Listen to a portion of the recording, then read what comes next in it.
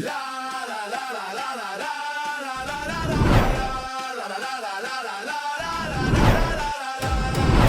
sfida è qui, il cuore batte forte, un solo tiro cambia la sorte. La sfida è qui, il cuore batte forte, un solo tiro cambia la sorte. Penalty, il gioco si decide qui. Penalty, emozioni fino all'ultimo sì. Penalty, ogni istante è magia. Penalty, la vittoria è energia. Penalty.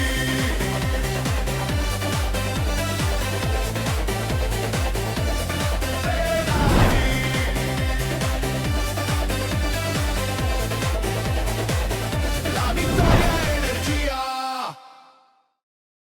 Telespettatori di TVM Palermo, bentrovati, ma soprattutto buon Natale. Bentrovati anche per questa ennesima puntata di Penalty che racconta il calcio dilettantistico siciliano. Come al solito nella puntata del giovedì parliamo soprattutto del campionato di promozione, ma anche del campionato di prima categoria. Pertanto apriamo la nostra trasmissione prettamente natalizia parlando del girone A del campionato di promozione.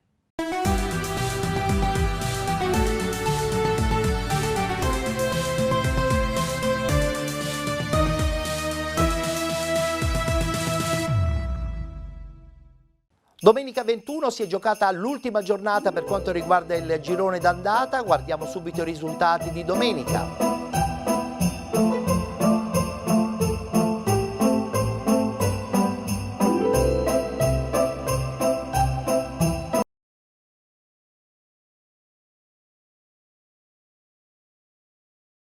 La classifica che rappresenta a tutti gli effetti la classifica finale del girone d'andata del girone A.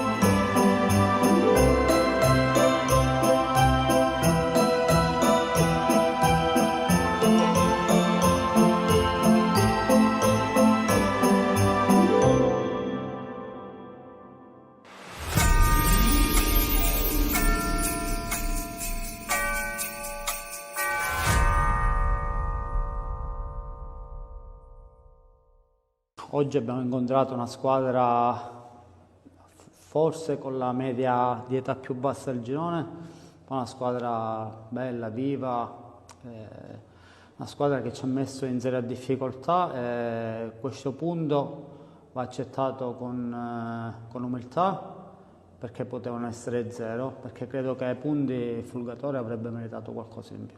Siamo arrivati a questo appuntamento stanchi, che abbiamo spinto tanto, era una macchina costruita per dare 50, l'abbiamo portata a rendere a più di 100, quindi però penso che questo punto a fine campionato possa essere davvero pesante. Salvo diciamo, la reazione, il carattere, la voglia di ricercare il risultato fino alla fine, abbiamo beccato al 93esimo la traversa con Genova. Quindi però merito al Fulgatore che oggi ci ha messo davvero in seria difficoltà. Il girone A secondo me tecnicamente non me ne vogliano gli altri, ma forse è il più forte, quindi però ripeto, per rinfrescare la mente a qualcuno che magari stasera si divertirà a scrivere sui social, noi siamo stati costruiti per migliorare il trend dell'anno scorso. Questa squadra chiude il girone di andata con 36 punti,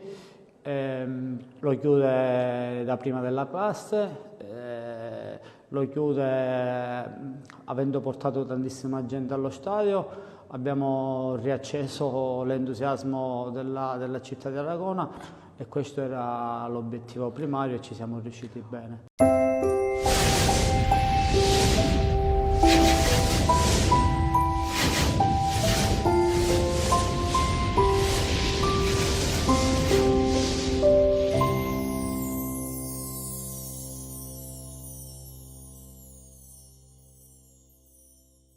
Adesso voltiamo pagina perché parliamo subito del girone B.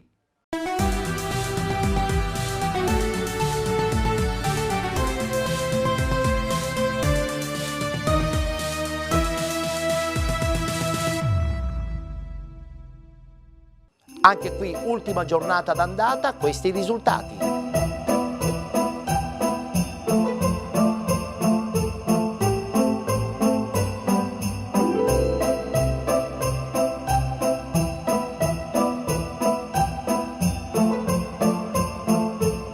Questa pure è la classifica per quanto riguarda il girone B, ultima giornata.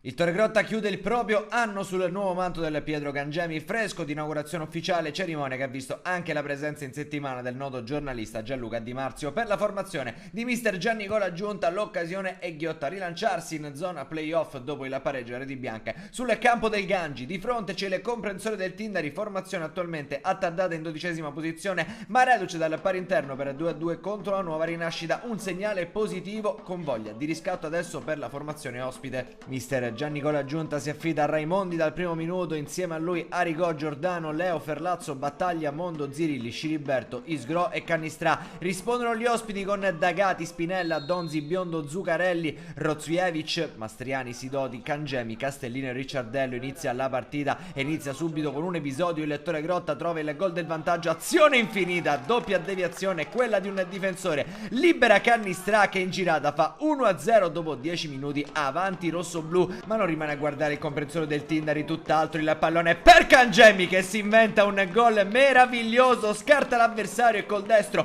la mette all'incrocio. Non ci può arrivare assolutamente Raimondi dal limite dell'area, una traiettoria perfetta che vale l'1-1. Piove sul bagnato, si fa male Zirilli, entra Morabito in casa Torregrotta, 36esimo. Sidoti serve in area di rigore Castellino che di prima intenzione va a calciare ma mette fuori. Minuto 43, ancora ospiti che adesso hanno preso il sopravvento, punizione battuta veloce per Cangemi, ancora con il destro a giro la palla impatta sul legno di Raimondi. Finisce il primo tempo, era iniziata bene per il Torregrotta, avanti dopo 10 minuti contro il comprensore del Tindari, ma adesso è 1-1 e gli ospiti sono sempre più pericolosi dopo il gol bellissimo da parte di Cangemi. Inizia la ripresa, Cangemi punta l'avversario, lo salta, va a calciare, stavolta lo fa male. Minuto 52, non smette il comprensore del Tindari di pressare, Mastriani va a calciare dalla lunga distanza, Raimondi riesce a sventare e mette in calcio d'angolo. 55esimo, tocca a Peppe Bonasera, esce Mondo, 60esimo, entra Spadaro, fuori Battaglia, ancora all'ora di gioco Giordano riesce a disegnare la traiettoria per Cannistrà, la girata aerea trova solamente la linea di fondo. Al 65esimo finisce la partita di Arigò, inizia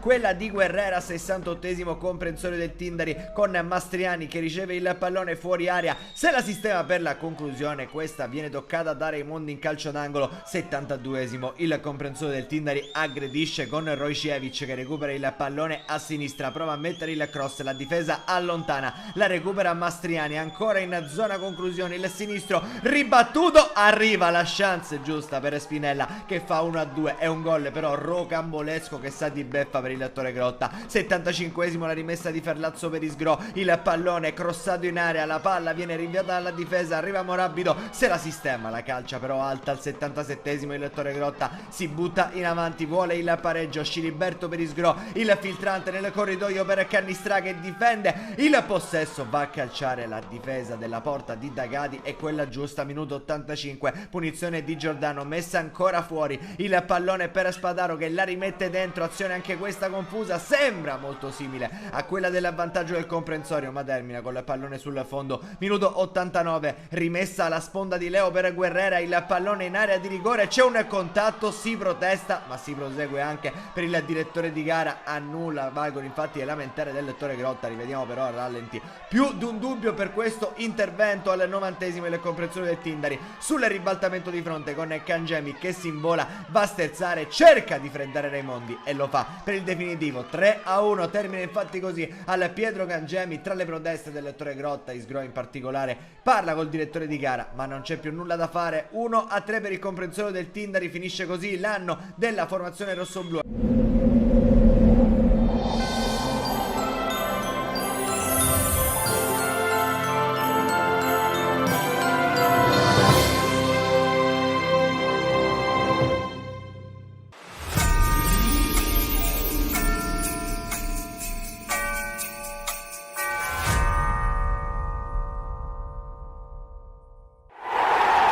Primo atto del girone di andata e del 2025 per Lascari, Cefalù e Città di Mistretta che si ritrovano di fronte allo stadio Ilardo di Lascari, partita fondamentale per entrambe le squadre, forse un po' di più per gli uomini di Comito che con una vittoria si assicurerebbero il titolo di campioni d'inverno e partono infatti subito forte i padroni di casa in tenuta giallo-rossa con questa azione che parte dal piede di Tiscione per arrivare a destra dove c'è Portera che dal limite controlla e calcia, ma la sfera si perde fuori. Al minuto 12 prima occasione da parte del Mistretta, questa volta sull'out di sinistra con il tentativo di cross, il servizio all'indietro per questo piattone di Raccuglia che per poco non batte man mano, poi dall'altra parte calcio d'angolo, palla inattiva con Tiscione che dall'altra parte raccoglie, effettua il conto cross, Mocciaro di testa, palla che sorvola la traversa alla mezz'ora, altro gran lancio di Pippo Tiscione, particolarmente ispirato quest'oggi, poi Cotugno per Pastorella che va subito sotto misura, apre il piattone sinistro e alla mezz'ora porta in vantaggio il Lascari Cefalù, ancora in gol l'esterno offensivo palermitano, sempre più fondamentale, sempre più importante per il Lascari Cefalù. Poi prova a reagire il Mistretta, ma il direttore di gara proprio su una ripartenza pone fine al primo tempo tra le proteste degli uomini in maglia bianco-blu. Allora con le immagini passiamo al secondo tempo, siamo praticamente a metà della ripresa, colpo di testa di Diaz da calcio d'angolo con sfera che si perde fuori, poi la ripartenza è fulminea da parte del Lascari Cefalù direttamente dal rinvio di man mano, ci pensa Danny Mocciaro a mettere il gol del 2-0, non poteva che essere il bomber a cercare di mettere in ghiaccio e al sicuro la partita, poi calcio di punizione dall'altra parte dopo una decina di minuti da parte di Mormino, bloccato da man mano, in pieno recupero arriva il gol della bandiera da parte del Mistretta con questa azione insistita, è proprio Mormino che va a raccogliere, si gira molto bene, calcia col destro, la mette lì dove man mano questa volta non può arrivare, e il gol del 2-1 prova a riaprire la partita il Città di Mistretta, ma proprio subito dopo il calcio di ripresa delle ostilità finisce la partita, il Lascari batte il Mistretta ed è campione d'inverno.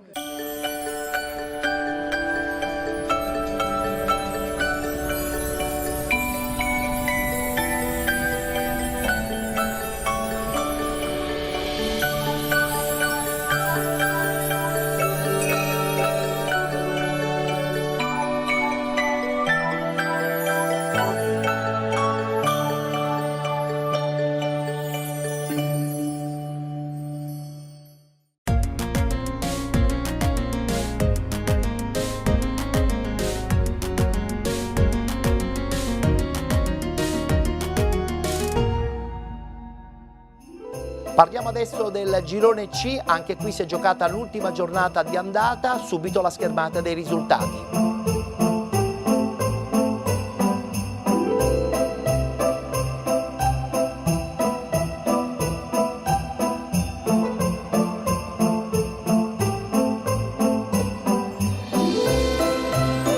Conferma in testa chiaramente per il calcio Santa Venerina, ma guardiamo la classifica.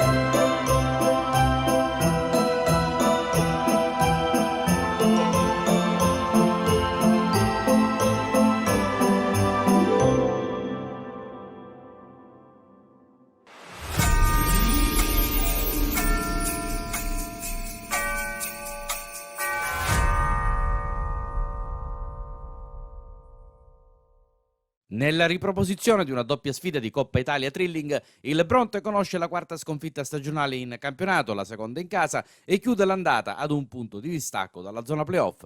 Rossoneri in linea coi programmi stagionali nel complesso, in attesa del girone di ritorno che sin dal 3 gennaio, sabato, in cui il calendario indica un altro impegno in casa e contro un'altra battistrada di questa promozione girone C, l'Aci Sant'Antonio, darà maggiori indicazioni sugli obiettivi di una squadra, quella brontese, che ha conquistato sin qui 19 punti. Alla Bonina di Maletto passa per 3-0 il Belpasso, che si mantiene terzo e che si piazza in corsia di accelerazione attraverso una punizione non scevra da qualche lamentela locale decretata per contatto Ciraldo Inserra. Imparabile l'esecuzione di Mascali che costringe l'11 di Catania, oggi guidato da Ignazio Refice, a reagire nell'immediato per tentare almeno la via del pari. Ci prova con Ruffino su angolo di San Filippo, ma la traversa nega l'1-1 al quarto d'ora e Ciraldo di testa trova un salvataggio sulla linea. Quindi il centravanti di casa si ripete, ma stavolta la mette al lato e l'assist man specialista delle palle inattive sfiora la traversa su punizione. Alla mezz'ora invece, oltre a Ruffino, sono Caruso, Montagno e infine Scafiti, con questo sinistro angolatissimo ma appena fuori portata, a non raggiungere l'obiettivo della parità. A mettersi in mezzo per il Bronte, sempre in zona Ruffino, un altro Legno, stavolta montante, poco prima del 40°.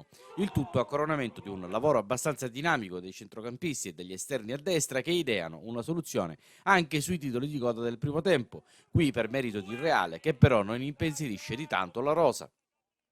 Il Bronte rimane in avanti anche nella ripresa, ma il Belpasso ha preso opportunamente le contromisure. Qui qualche protesta quando Sacullo finisce giù contattato da Strano, nulla di clamoroso. Gli ospiti crescono e di contropiede compiono le prove generali del raddoppio, prima Luca più Gabriele Marino che non arriva ad impattare col pallone a tu per tu con Citriglia, poi un destro al volo di Giuseppe Marino alle stelle potrebbe chiudere qui la contesa.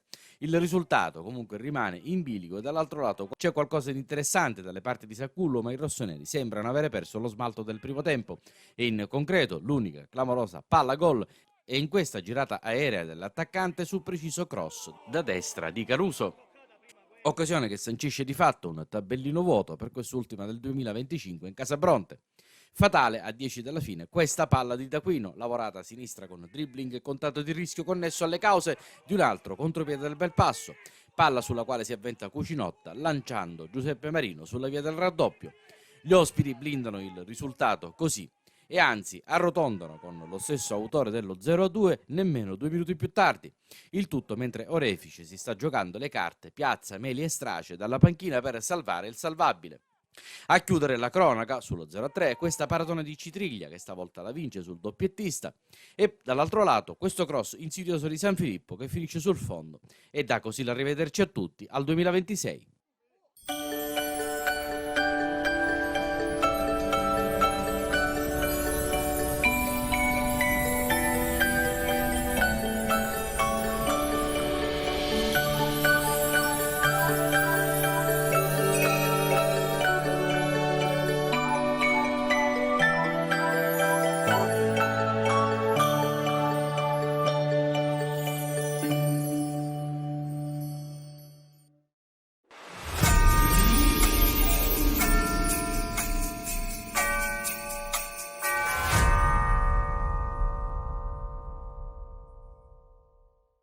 E l'ultima dell'anno, l'ultima sfida di questo 2025, torna in campo l'Aci Sant'Antonio dopo l'ennesima grande prestazione contro la Valdinisi, lo fa contro l'Aci Bonaccorsi con cui aveva aperto la propria stagione in Coppa Italia. Sant'Antonesi reduci da un grande periodo di forma, dall'altra parte ospiti che a più riprese in stagione hanno dimostrato di saper fare molto male alle grandi. La prima chance è proprio dei Sant'Antonesi al minuto 7 con questa punizione dal limite di sciuto che va forte col destro sul palo del portiere. Bravo Pappalardo ad allungare la traiettoria. Sono le prove generali di quanto accade al 17°, sempre sciuto protagonista, cavalcata in mezzo al campo e poi schiaffo tremendo col destro che spacca la porta e in vantaggio l'Aci Sant'Antonio col siluro di Dennis Sciuto che fa 1-0. Una sediata dell'otto biancazzurro, un bacio al palo e poi sfere in fondo al sacco. Padroni di casa avanti non si accontentano qui, più avanti infatti manovra ancora l'Aci Sant'Antonio. Fichera può sfondare in mezzo al campo, prova il tocco poi per un compagno sulla destra. Caserta alla fine pesca Lopresti in mezzo per Fichera che chiude, ma deviazione che termina larga. Minuto 29, tocca a Licciardello azionare il motore, qui Lopresti imbecca proprio il numero 10 sulla sinistra, sterzata sul piede forte, prova la conclusione che viene murata. Sulla ribattuta c'è Fichera che arma il destro da fuori senza pensarci, all'angolino ha raddoppiato l'Aci Sant'Antonio con la solita immancabile firma di Matteo Fichera, fenomenale. 2-0, settimo sigillo in campionato, destro tagliente del 7 che pesca il varco giusto ad incrociare avanti di 2. Chiude in crescendo la formazione sant'antonese che non ha voglia di fermarsi, un treno asciutto che rompe in due le linee, servizio per Licciardello, giocatona col doppio passo, cross forte per Lopresti che da 2 passi butta giù la porta, sono 3 per l'Aci Sant'Antonio, timbra anche Marzio Lopresti, 3-0. Finisce così una prima frazione spaziale dei biancazzurri. Nella ripresa subito chance con Licciardello che trova la sfera sulla pressione alta dei suoi e allora prepara bene, mira la porta, destro forte, bravo Pappalardo a respingere. Poco dopo altra grande occasione, stavolta col solito scatenato sciuto che ruba palla, vola verso il portiere, conclusione piazzata, intervento strepitoso questo di Pappalardo che gli nega la doppietta. Più avanti poi altra distensione in avanti dei padroni di casa, manovrata sempre da Sciuto, verticale per il taglio di Lopresti che prova il destro a giro, ancora Murato. Nel finale poi c'è spazio per questa giocata clamorosa di Fichera che con l'elastico ubriaca il difensore, va col sinistro e per poco non fa un gol esagerato. E sarà di fatto questo poi l'ultimo frame di questa sfida che termina così, triplice fischio al Comunale di Aci Sant'Antonio, vincono ampiamente i biancazzurri che chiudono l'anno col botto e torneranno in campo a gennaio contro il Bronte.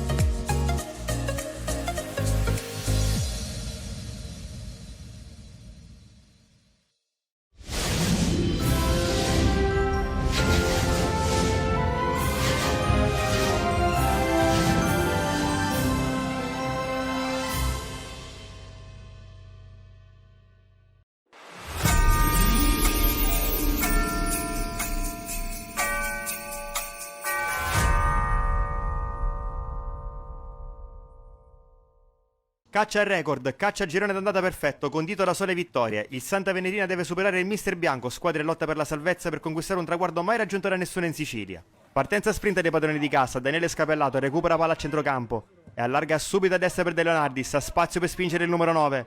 De Leonardis punta Gennaro, lo salta, entra in aria, resiste anche un contrasto, poi va all'indietro da Daniele Scapellato e di prima per Fabrizio Scapellato, il controllo, il destro a giro! Fabrizio Scapellato, il suo marchio di fabbrica, il tiro a giro, lo dice lui stesso.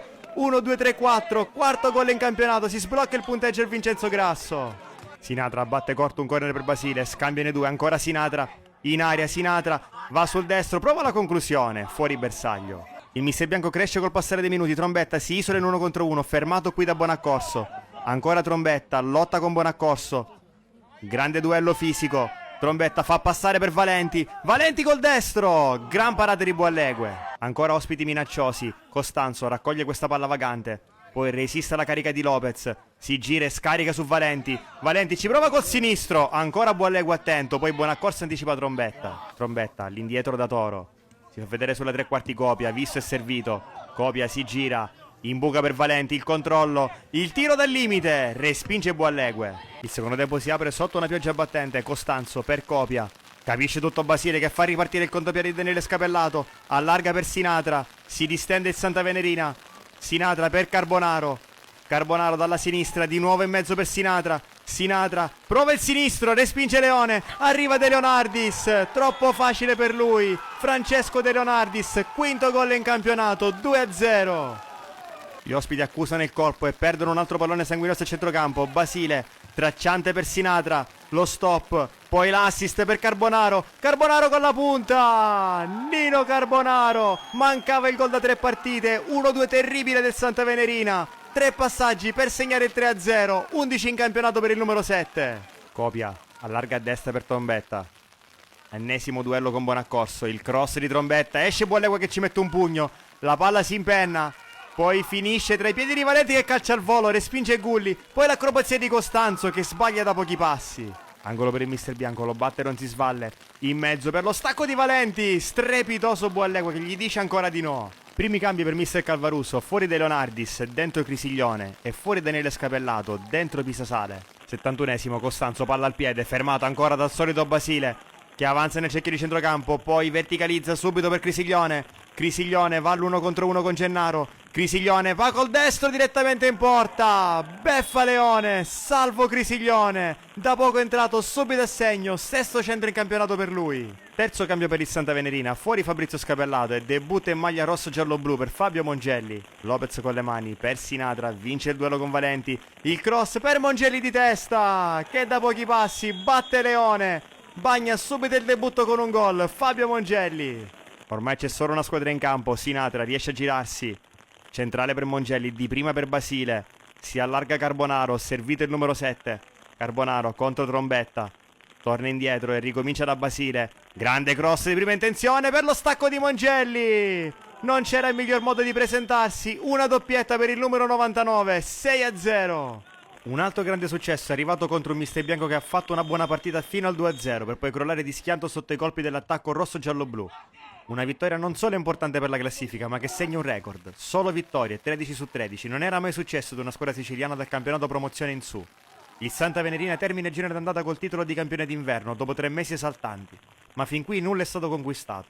Nel 2026 bisognerà ripartire con lo stesso spirito, la stessa determinazione. A cominciare da domenica 4 gennaio, quando andrà in scena la prima giornata di ritorno tra le mura amiche. Avversario sarà il Riviera Nord.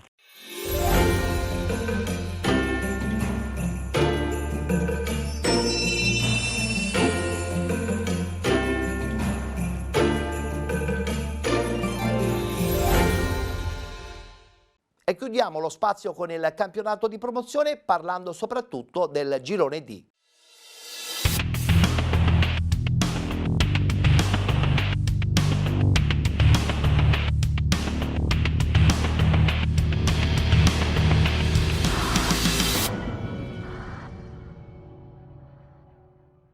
Questi i risultati dell'ultima giornata di andata.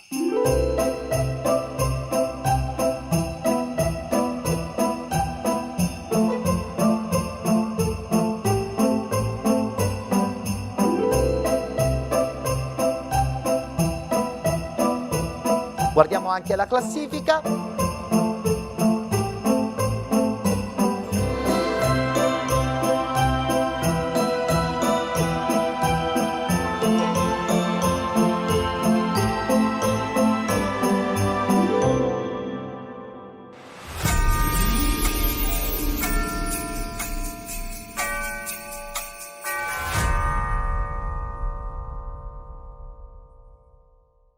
Al Belvedere di Siracusa sembra quasi uno scherzo del destino, va in scena l'ultimo appuntamento del 2025 nel campionato di promozione siciliana. È una gara cerchiata in rosso che mette di fronte le due grandi contendenti alla vittoria finale, impegnate in un duello serrato per il salto diretto in eccellenza con pochissimi passi falsi concessi. Da una parte c'è il Priolo, vera rivelazione e capolista del girone D, capace di collezionare 11 vittorie ed un pareggio nelle prime 12 uscite. I siracusani arrivano all'appuntamento forti della vittoria sul campo della Vigorgela, ulteriore conferma di un cammino fin qui straordinario. Dall'altra però c'è l'Agragas del presidente Salvatore Laporta, reduce dalla vittoria di misura sul Serra di Falco. Gli agrigentini inseguono a soli 2 punti di distanza e vedono in questa sfida il primo match point stagionale per scavalcare la diretta concorrente e prendersi la vetta. Immagine a cura di Alessandro Bellanic, passiamo al film del primo tempo. 7 minuti, attacca il Priolo, rimessa laterale per Ferla, deve resistere alla carica, riesce a farlo, la sua conclusione diventa un assist per il compagno Paterniti che viene toccato così dall'uscita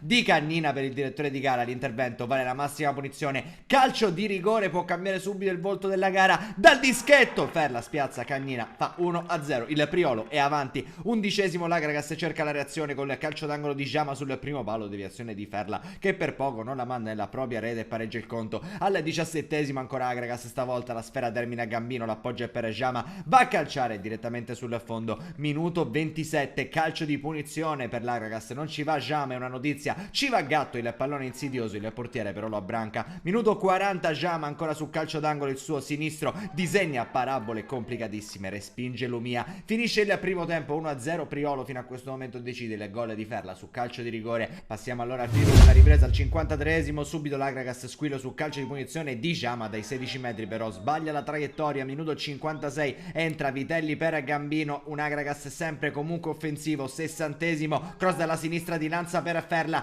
che la incorna e la mette sul palo più lontano, fa un gran gol Ferla, una bellissima rete la sua per il 2-0. 67esimo, Gatto si coordina dalla distanza, Lumia dice no e sulla traiettoria. 72esimo ancora Ferla, il pallone per Carrà che va alla diagonale, si spegne di poco sul fondo. Minuto 78, l'Agragas cerca di restare in partita, la punizione di Giama termina tra le braccia di Lumia. Minuto 82, c'è un cambio, entra Dimora per Uniemi. Minuto 85, l'Agragas non molla, traversone dalla destra di Nodo, il pallone viene allontanato dalla difesa sui piedi di Gatto che fa partire un gran mancino, ma che intervento con la manona oltre la traversa da parte di Lumia e supera il portiere del Priolo che sventa una chance che a 5 dalla fine poteva riaprire clamorosamente la partita, perché poi all'88esimo Lanza già ammonito ferma la ripartenza di Dimora e si guadagna il secondo cartellino giallo per gli ultimi minuti, troppo pochi probabilmente. L'Agragas ha un uomo in più, ma al 91esimo Gatto viene espulso per una presunta gomitata e fallo di reazione. Entrambe le formazioni rimangono in 10. Al 92esimo l'Agragas cerca quantomeno una rete con Giama, la punizione per Ten Lopez, colpo di testa sul fondo. Minuto 93, il Priolo sfiora anche il tris, palla in profondità di Miniego per Ferla, controlla la sfera, potrebbe chiudere una giornata clamorosa con la tripletta, stavolta però la mette a fil di palo. Finisce così il Priolo, dà un segnale al campionato di promozione nel girone D, allunga in classifica.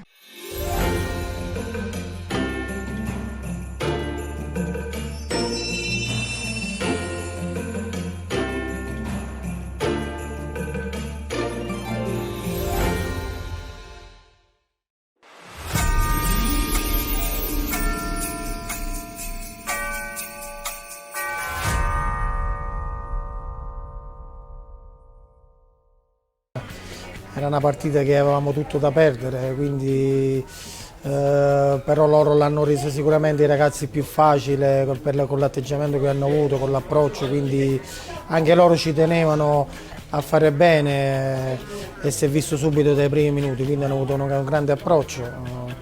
Adesso ci rilassiamo un attimino, ci godiamo queste vacanze e poi penseremo con più calma alla prima di ritorno, che abbiamo una partita importantissima con l'Agragas. Oggi abbiamo finito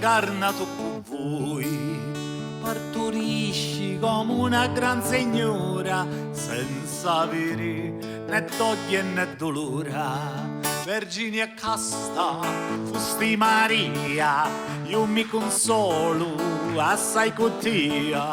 Vergine e casta, fusti Maria, io mi consolo assai con te. La la la la la la la la la la la la la la la la la la. La la la la la la la la la la la la la la la la la. Dio che manna l'ambasciata fu dell'angelo portata, cala un figlio di Dio Padre e Maria fu fatta madre. Vergine a casta, fusti Maria, tutti mi consolo assai con te. Adesso accelero. Vergine a casta, fusti Maria, io mi consolo assai con te. La la la la la la la la la la la la la la la la la la. La la la la la la la la la la la la la la la la. Grazie a voi Ettore Tortorici. Luigi Di Pino, è tradizione al premio Anastasi aprire la serata con la musica popolare e lui è veramente un grandissimo personaggio, uno dei cantatori più famosi nel mondo. Non per niente questa sera prende un premio inerente a questo suo meraviglioso percorso. Con te ci rivediamo dopo perché ci sarà un altro momento, vedo che è coinvolto il pubblico. Sì, non lo puoi spostare. Grazie. Luigi Di Pino. Allora, eccoci giunti anche per quest'anno a questa nuova edizione del premio regionale Pietro Anastasi. Ancora una volta l'evento vuole soprattutto ricordare la figura straordinaria di questo campione siciliano, di questo campione catanese che ha vissuto degli anni meravigliosi sia con la nazionale ma soprattutto con la Juventus.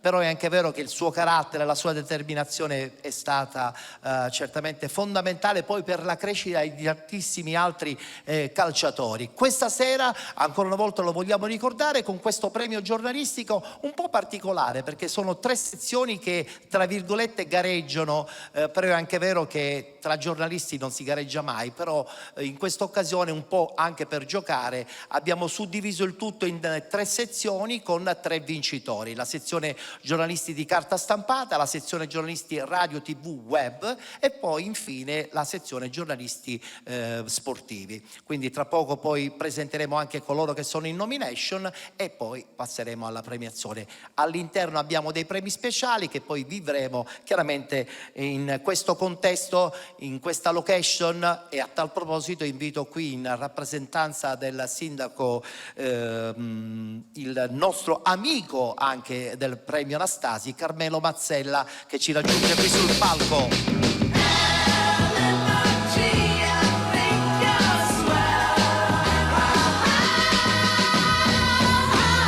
Ciao Carmelo, benvenuto e grazie perché insieme al sindaco ormai insomma questo connubio con il Pietro Anastasi continua. Siamo contenti perché la location ci piace, piccola ma è giusta e poi soprattutto perché da parte vostra c'è sempre questa voglia anche di organizzare degli straordinari eventi. Non per niente questo inverno, questo periodo di Natale siete impegnatissimi. Tu adesso sei in rappresentanza del sindaco, però so che tra poco dovrai scappare perché questa è una zona dove veramente ci sono tantissimi eventi per Natale.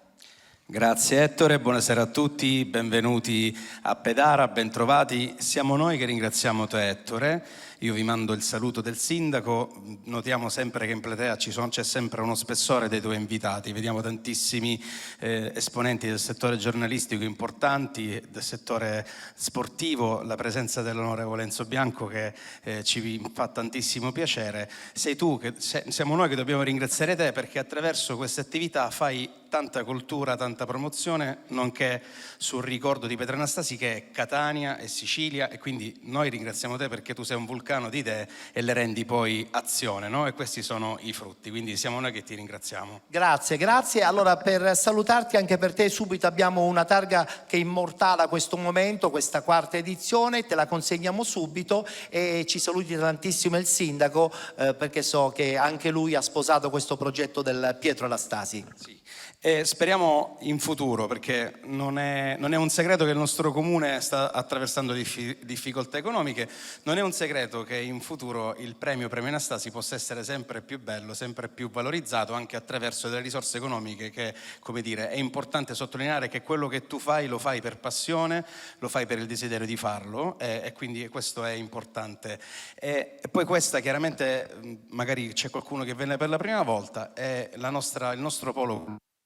Trovate accanto il palmento che racconta un museo, il nostro ecomuseo dei palmenti, che racconta la nostra storia, l'agricoltura, le nostre origini, Pedara pioniera del vino e di tanti altri prodotti. Poi c'è la biblioteca, il Palazzo della Cultura, insomma, quindi chiaramente facciamo tante cose perché ci piace farle, perché Pedara è molto interessata all'arte, all'intrattenimento e alla cultura. Grazie, Assessore Carmelo Mazzella, assessore di Pedara. Allora, quest'anno sono doppiamente contento, e su questo devo dare anche onore all'impegno straordinario di un amico del premio Pietro Anastasi, Francesco Santocono. Ho il piacere di avere qui sul palco la signora Anna Anastasi, che invito qui sul palco subito.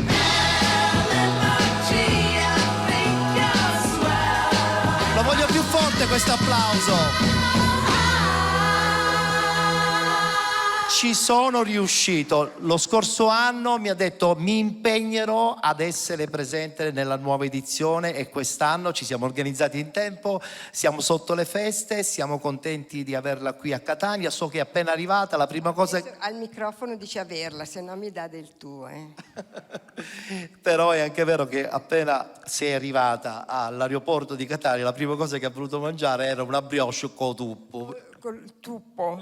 È vero. Le tradizioni catanesi, quelle non le dimenticate mai? No. Catania, non si può dimenticare Catania. Da quando l'ho vista nel 68, era Natale del 68. Quando vi siete conosciuti con Pietro? Beh, ci siamo conosciuti nel 67, con Pietro era ancora più giovane, però mia suocera mi aveva invitato a fare il Natale con loro, e quindi sono venuta, e per la prima volta ho visto la bella Sicilia. E da quel momento non hai più staccato gli occhi né su Pietro né sulla Sicilia? Mi sono innamorata di tutte e due. Hai fatto bene. Sì, no, Sicilia, Catania è bellissima. Pietro mi ha portato anche a vedere quei giardini, tutti con le arance, mi sembrava che fossero tutte la stella di Natale, l'albero di Natale, queste arance, bellissime. Io mi sono innamorata di Catania e della Sicilia in generale. Il primo anno abbiamo avuto con noi Gianluca, sì, che poi tra l'altro mi ha pregato insomma, di salutare tutti i presenti, ed è sempre molto contento di questo premio. Doveva venire anche Gianluca con me, quindi mi ha fregato mio figlio, perché poi dopo non sapeva esattamente la data e aveva preso impegni di lavoro, e così mi ha detto adesso vai tu, e io sono partita stamattina e ritorno stasera a Varese. La bella matriquanno io a lavare le panni c'è di nostro signori, ci dava un secondaggio e le vasava menso di rosi e sciuri li stendia, San Giuseppe mentre travagliava sentia Gesù zucchi forti ciancia, San Giuseppe chiamava Maria veri cavoli minna salvatori, zitto la mamma mamma, che ora ti piglio, ti dugno la nenè, che pani non ce n'è. Zitto la mamma, ora ti piglio, ti dugno la nenè, che pani non ce n'è. La madonnuzza, quando io alla fera, lo bambinetto ciancia per la bannera, sua madre ci ha accattato lo tamburino, le cerche d'oro, le lazza d'argento, le mazzolette di cristallo fino, l'angelo ci disse, bambinetto suona, quanto sentiamo sto suono di vino, c'ero le cerre, mesi a cavallo, ci dissero di qua, sto pecceretto è lo figlio di Maria, tagliatelo che bello, figlio di Maria, che bello, lo figlio di Maria, tagliatelo che bello, è lo figlio di Maria. Bello, lo figlio di Maria, tagliatelo che bello, lo figlio di Maria, tagliatelo che bello, lo figlio di Maria, tagliatelo che bello, figlio di Maria, tagliatelo che bello. La bella madre quando io a lavare le pannicelle di nostro Signore ci dava un seconetto e le vasava manso de rose asciuri li stendeva San Giuseppe mentre travagliava sentia Gesù zucchi forti ciancia San Giuseppe chiamava Maria vedi che vuole minna Salvatore zitto la mamma ora ti piglio te dogno la nenè panni non ce n'è, zitto la mamma, ora ti piglio, te dogno la nenè, che panni non ce n'è.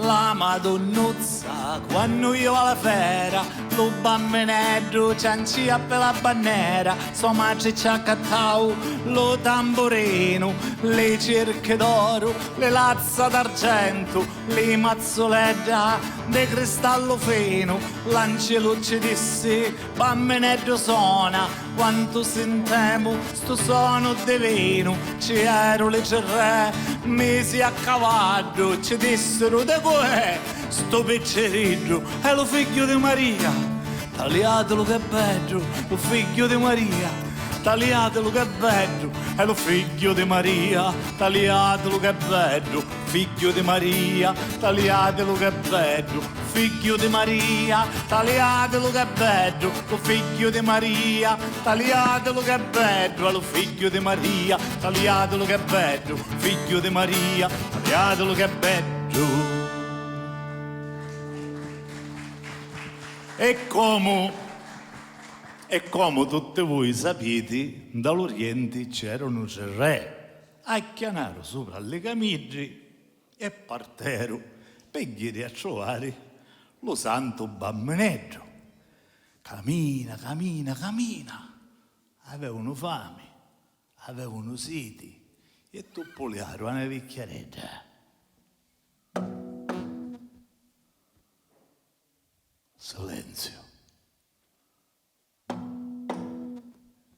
Silenzio, sarà assurda sta vecchiaretta. Più forti. Uè! Siamo Melchior, Baldassar e Gaspare. Giaciti, che portate? Pestacchio. Che pennacchio?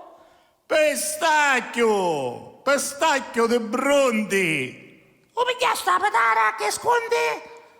Quale sconde? Lo paghiamo buono, lo paghiamo come si deve e poi abbiamo oro, incenso e mirra. Che birra? Oh, quale birra? Ma è assurda sta vecchiaretta. Venite con noi, stiamo iendo a trovare lo santo bambinetto. No, non ci vengo, ma stai davanti a sto bello focolaro, che c'hai freddo. Non ci vuoi dire la signora, non ci vuoi dire. come le tre partero, la vecchieredda se ne pentiu e che anch'io. E da danno cominciavo a portare doni a tutte le picceregge buone, sperando che uno di questi fosse lo santo bambinetto. E venne chiamata, come venne chiamata? Befana, venne chiamata Befana. E intanto le tre arrivarono alla rotta e ci portarono lo pistacchio. Ci portarono dalle coppie perché era pistacchio doppi. E Maria se ne pregava, tutte pare le ringraziavo. Poi Giuseppe con Maria andando sullo sbafaro. E tutte pare si arrecrearono. Poi ci disse Maria, vi ringrazio per pistacchio e per l'affetto che portaste un perdono a mio figlio Pargoletto. A me figlio Pargoletto, a me figlio Pargoletto, a me figlio Pargoletto, a me figlio Pargoletto, a me figlio Pargoletto, a me figlio Pargoletto. Poi ci dissero le re, salutiamo a tutti gli amici, ve le manna e tre tortorici. Applauso ai tre tortorici. E con l'applauso della famiglia Anastasi, abbraccio a tutti e ne andiamo alle nostre case. Luigi Di Pino!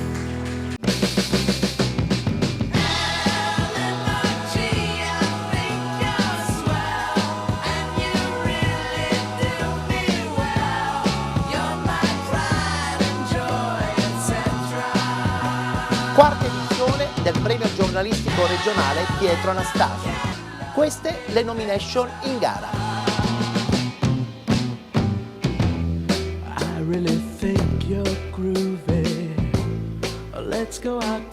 Per la sezione giornalisti di carta stampata, per la provincia di Enna, Pier Elisa Rizzo.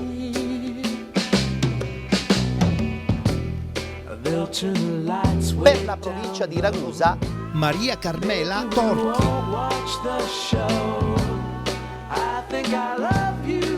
Per la provincia di Caltanissetta, Gandolfo Maria Pepe.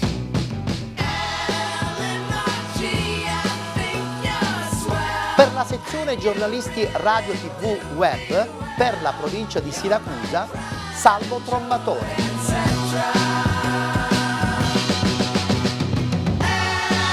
Per la provincia di Messina, José Trovato.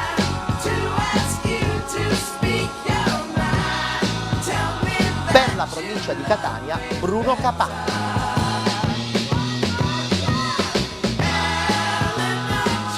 Per la sezione giornalisti sportivi, per la provincia di Agrigento, Domenico Vecchio.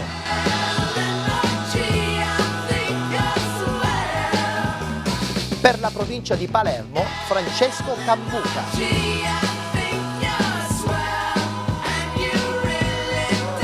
Per la provincia di Trapani, Francesco Tarantino.